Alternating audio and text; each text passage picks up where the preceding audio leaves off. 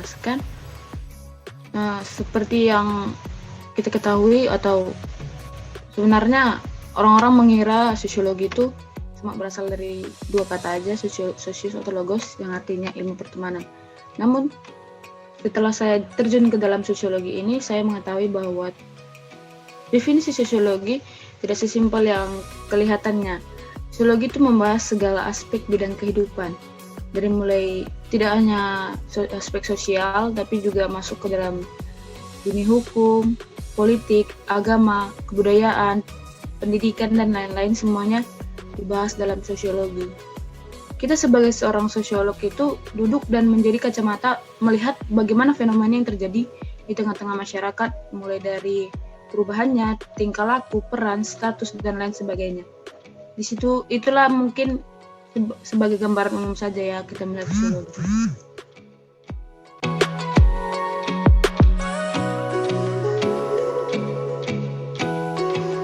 Sebenarnya nggak diduga-duga ya kalau aku terjun ke dunia sosiologi. Dulu itu karena pada saat UTBK jurusan mata pelajaran sosiologi itu mendapat nilai yang baik dari mata pelajaran yang lain. Jadi pada saat itu memang pengen lulus di perguruan tinggi aja dulu, nanti kita dalami ilmu-ilmu yang masuk dan lolos. Gambaran saya pada saat itu mengenai sosiologi hanya membahas apa yang sudah dibahas di sekolah. Dulu juga ada pelajaran sosiologi ya di sekolah. Saya pikir mungkin saya hanya perlu mengulang apa yang ada di sekolah. Dan setelah saya masuk, saya sadar bahwa pelajaran-pelajaran sosiologi itu hanya kulit-kulit ari dari sosiologi.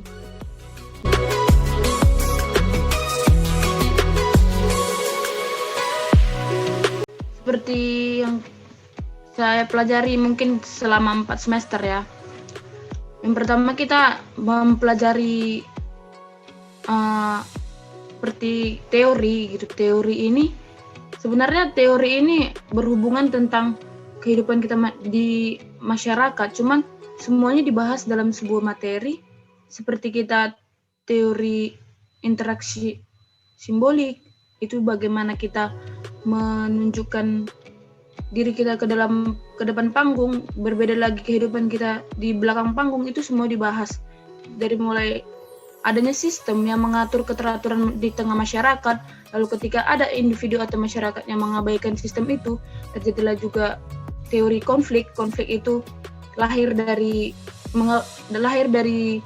teori yang mengatur keteraturan sistem tadi, yang mengatur keteraturan masyarakat tadi.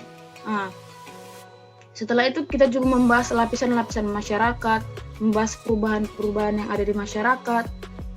Kita juga membahas tentang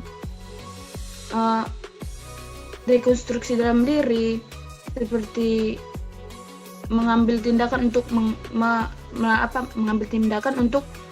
mengambil langkah baru untuk kehidupan kita gitu, yang sebelumnya belum pernah dilakukan orang lain gitu. Nah, ketika kita masuk ke dalam dunia sosiologi, kita akan melihat dimensi lain dari kehidupan masyarakat. Kita tidak akan pernah menyangka bahwa hal sekecil itu pun dibahas dalam sosiologi. Seperti contohnya, hal kecil itu misalnya kerumunan. Dalam jurusan apapun, kerumunan nggak pernah saya temukan. Tapi dalam sosiologi kita mengetahui definisi kerumunan dan penyebab terjadinya kerumunan. Lalu sebuah kerumunan itu adalah hal yang dalam pikiran kita kerumunan itu hanya kumpulan orang-orang yang berkumpul gitu kan. Cuman dalam sosiologi itu dijelaskan. Maka yang saya bingungkan, hal kecil saja pun dibahas dalam sosiologi gitu.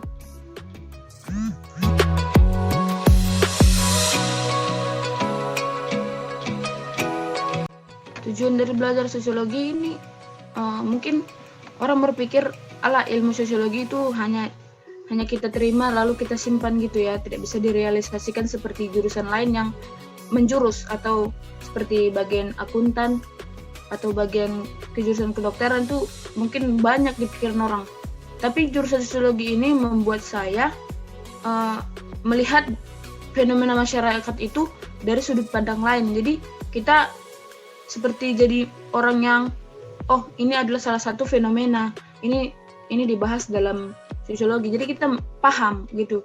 Tidak, misalnya kita ditujukan satu konflik atau masalah, nah kita tidak bisa menjadi orang yang memihak dari sebelah manapun, tapi kita bisa menganalisis apa yang sedang terjadi dan apa solusinya yang harus diberikan kepada masalah ini. Sekali lagi kutekankan, seorang sosiolog itu tidak memecahkan masalah tapi menganalisisnya dan memberikan solusi gitu, bukan memecahkan masalah sih sebenarnya. Kalau memecahkan masalah itu lebih ke hukum. Tapi sosiologi ini kayak mata kuliahnya itu karena terlalu menjurus, jadi kita tidak tahu cakupannya kemana. Tapi manfaat dari sosiologi ini banyak. Kita dituntut menjadi orang yang peka terhadap fenomena sosial, ekonomi, politik, dan lain-lainnya. Kita menjadi peka terhadap fenomena gitu. Jadi kita manusia kita jadi individu yang maklum gitu. Terus memberikan kebebasan berekspresi terhadap orang. Kita tidak menjadi mengintimidasi seseorang ketika ada seseorang melakukan kesalahan, tapi kita menjelaskan bagaimana kesalahan yang terjadi, apa faktornya gitu. Jadi intinya kita menjadi orang yang peka terhadap fenomena.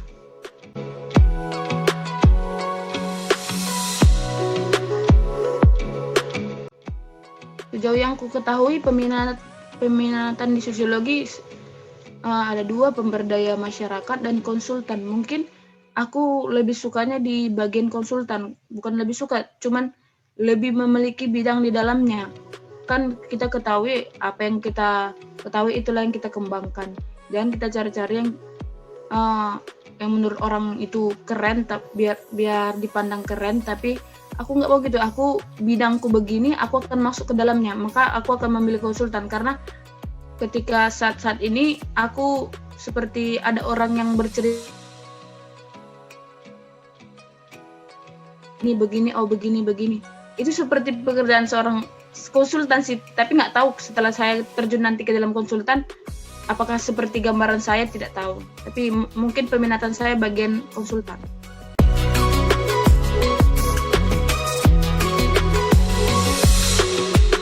Ini yang sering ditanyakan orang, dan orang anak-anak sosiologi pasti bingung untuk menjawab apa, karena orang yang terjun dan melihat ilmu-ilmu apa yang dipelajari bingung. Prospek kerjanya banyak. Mungkin banyak kan dosen, guru, bisa juga jadi pekerja sosial, dan sosiologi ini bisa gabung ke dalam bidang pekerjaan apapun, kecuali ya jurusan yang pada penjurusan yang fokus seperti keperawatan, kedokteran, bagian kesehatan, atau pengacara. Itu mungkin nggak bisa karena itu memang harus ditempuh dengan pendidikan yang khusus. Tapi kalau dunia sosiologi, kalau orang sosiologi itu bisa masuk ke dalam pekerjaan manapun selain yang tadi tuh. Jadi mungkin pekerja sosial itu sih yang menurutku abstrak sih memang prospek kerja orang-orang sosiologi. Tapi ya menjadi konsultan dan juga pemberdaya masyarakat, menjadi pekerja sosial, dosen, guru, dan lain-lain bisa.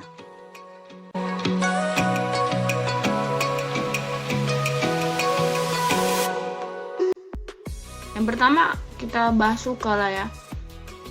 Seperti tadi, kita menjadi orang yang berbeda ketika masuk ke dalam sosiologi. Menjadi orang yang berbeda karena kita menjadi orang yang peka terhadap fenomena.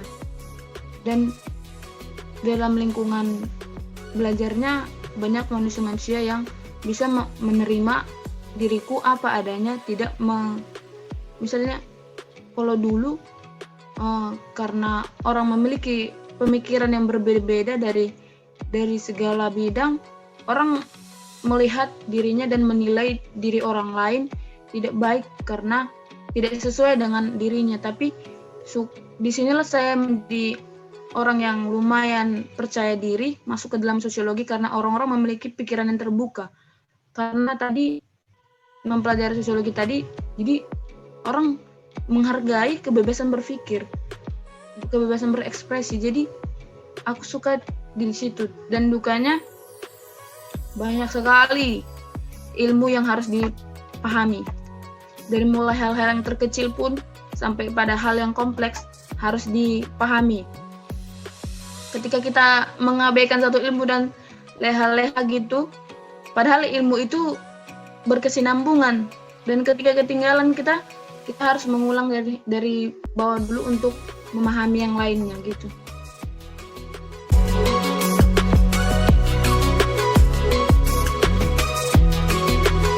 Mungkin kata-kata motivasi ya, orang-orang masuk ke dalam jurusan itu seharusnya motivasi terbaik adalah motivasi dirinya. Aku cuma bilang jangan ragu untuk apa yang sesuai dengan bidangmu, masuklah. Ketika kamu yakin bahwa bidangmu di bagian sosiologi, masuklah dan lihat apa yang terjadi. Jangan dengar apa yang orang katakan, karena sebaik-baiknya dirimu adalah kamu yang mengerti dirimu. Nah, dan lagi jangan memilih jurusan yang orang anggap itu keren. Jangan harumkan namamu dengan jurusan itu, tapi harumkan jurusan itu dengan namamu.